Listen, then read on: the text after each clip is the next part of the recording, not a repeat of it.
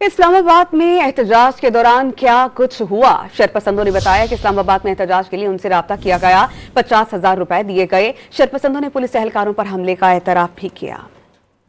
PTI व party वालों ने हमसे रब्ता किया था कि आप लोगों ने आना है एहतजाज पर इस्लामाबाद, तो हमें उसमें रास्ते के लिए 50,000 रुपये भी भेजे।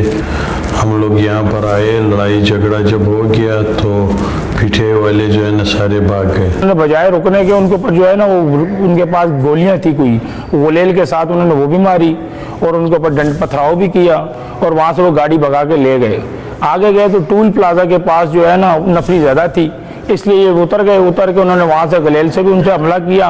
होटल का काम करता हूँ, पीटीआई वाले आए, उसने मुझे कहा कि भाई हमारे बंदों को खाना देना है, तो मैंने खाना उनको दे दिया। उसने बोला मैं पैसे दूंगा, फिर उन लोगों ने तोड़ फोड़ किया होगा, वो भाग गए, मेरे को पकड़ के पुलिस वाले उठा के लेके गए। प्रभात से मैं क़यादत में आया अली खान जैदून के साथ, उसने बोलेगा उधर जाएगा आपको सब कुछ मिलेगा, सही इधर आएगा, खुद भाग गया।